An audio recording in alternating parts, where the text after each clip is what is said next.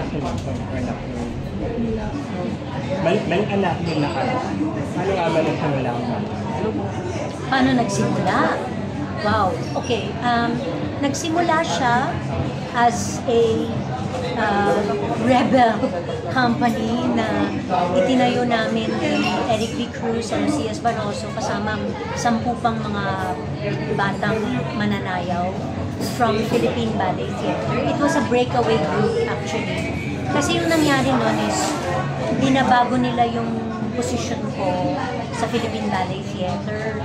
From principal dancer, ginagawa nila akong parang guest artist sa Philippine Ballet Theatre. So, yung alternative ko talaga was either magpunta ako sa isang company abroad o kaya magtayo ng sariling company.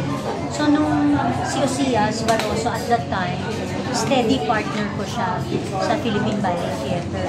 And siyang nagsabi na, Lisa, magtayo na lang tayo ng sarili nating company para manatili ka din sa Pilipinas. And I think it's destiny and it was fate na ganun yung nangyari.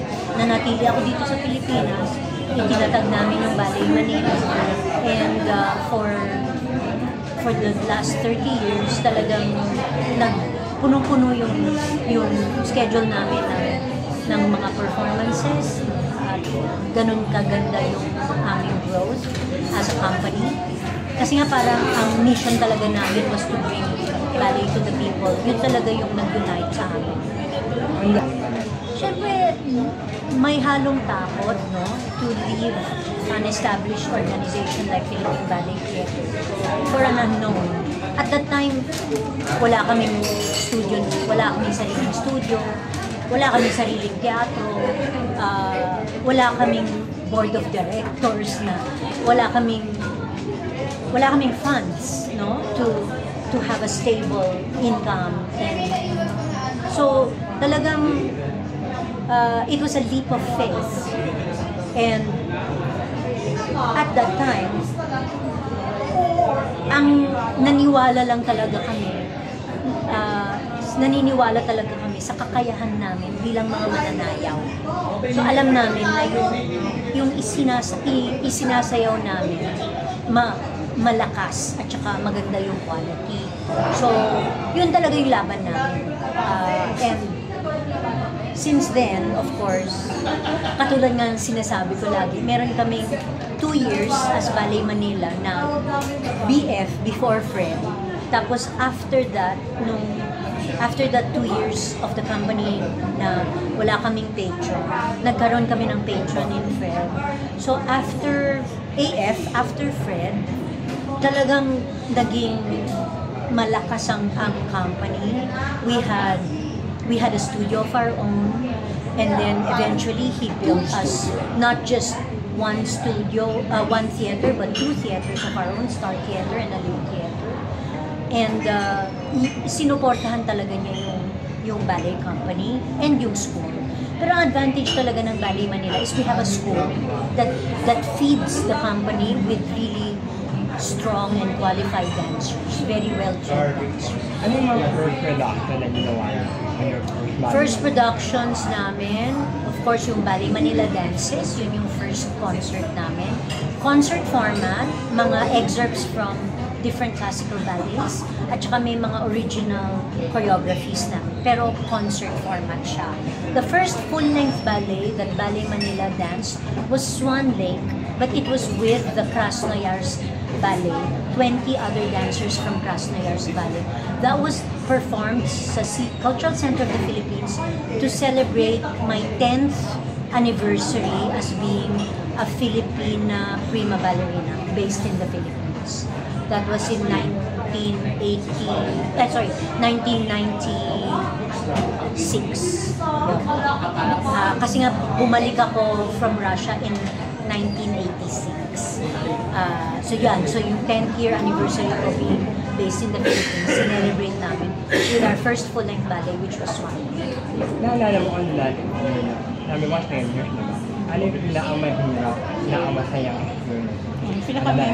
Pinakamahirap is the first year of Ballet Manila. Talagang, it was growing pains. Talagang, it's like giving birth. masakit, mahirap. I think yung pinaka mahirap na year after that, after the fire sa Star City, at saka during the pandemic, yun. Those were the hardest years of Ballet Manila. Pinaka maganda, pinaka masarap, lahat. Lahat kasi, it's so hard to, siguro medyo very sentimental sa akin was the Swan Song series. So that was 3 years into the 4th year of the Gold when I celebrated my 50th birthday. Yon, yung Swan Song series leading up to Gold and eventually my retirement. That was very sentimental para sa akin. And then, post Lisa Macuja as a dancer, yon, medyo nahirapan ulit kami. Pero, pinakamasarap. Bakit? Kasi nga, hindi na ako nagsasayaw. So, I was able to just devote all my time and effort to creating ballets and creating really beautiful dancers. On this current Nina, paano mo nakuha yung mga reference, paano mo siya nakakuha? Or ikaw ba yung namino or yung direct? Namino mga... Hindi kasi yun nga every year, lagi kaming nagsasayaw ng classical ballets. So these classical ballets were restaged by Tatiana Udalenko, Sir David Pulo, Osias Barroso, ako, nag-restage din ako. So we started collecting a repertoire over the ages. And then, yung mga original Filipino ballets namin, original choreographies, they came from all over. Meron kaming ballets by Agnes Locsin, the late Tony Fabella, meron kaming by Edna Vida, Nonoy Furlan, by myself, by Osias Barroso, Martin Lawrence, Annabel Lopez Ochoa, Jonathan White. Ang dami pong mga choreographers that have worked with Ballet Manila and created original ballets on us. And of course, our strength is still on the classics.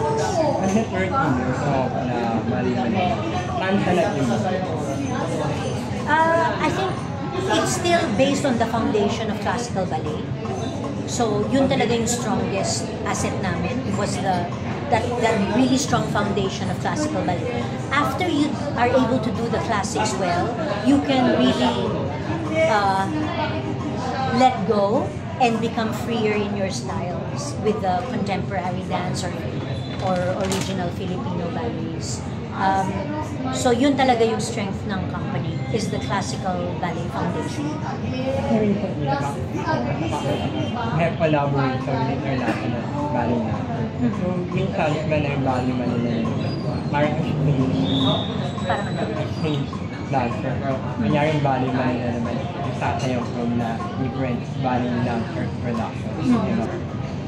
Meron kasi nga, like last year, nangyari na siya. We did a joint performance in Taiwan of My Cinderella, for example. Tapos, meron kaming joint performance sa Kuala Lumpur of Dancing to Birdie at saka Don Quixote, Grand Padudu. Meron kaming joint performance in Jakarta of My Le Corsair. So, nag-export na rin kami ng ballets abroad. Kasi marami na yung partnership with international. Yes. And Ibo Madar now, Gerardo Francisco, is the first original full-length Filipino ballet that was performed abroad sa Carnival Festival sa Israel. This year meron na kaming plano to perform My Cinderella in Kuala Lumpur, My Sleeping Beauty in Taiwan, and My Cinderella in Jakarta. Pero unless na 30th na, ano yung magiging end goal mo yung ballet na? After the 30th, mag-celebrate muna tayo ng 30th. Pero after that, syempre, actually, lahat tayo tumatanda na. And we're already seriously tackling the inevitability of succession. Siyempre gusto ko talaga ang Ballet Manila will last and continue to thrive until after I'm gone. So, again, we're preparing for that. Invite everyone. Oh, okay. I'd like to invite everybody to come and watch. Well, first of all, come and celebrate Ballet Manila's 30th year, the Pearl Year with us. We have many performances in Aliw Theater and abroad to go to, and it begins with the Pearl Gala on March 7 at 8 p.m., March 8 at 5 p.m., and March 9 at 5 p.m. in Aliw Theater. So the Pearl Gala, it's going to have Akita, Bloom, and the world premiere of Pearls. Punta po kayo sa Aliw Theater. You can get your tickets at ticketworld.com.ph. We have Swan Lake in May and June, and we have Don Quixote in August. We also have repeats of Ibang Adarna, Florante at Laura, and we have My Cinderella and many other occasions to join us during our Pearl Year. So that's all year round of 2025. Please come and join us celebrate 30 years of Ballet Manila.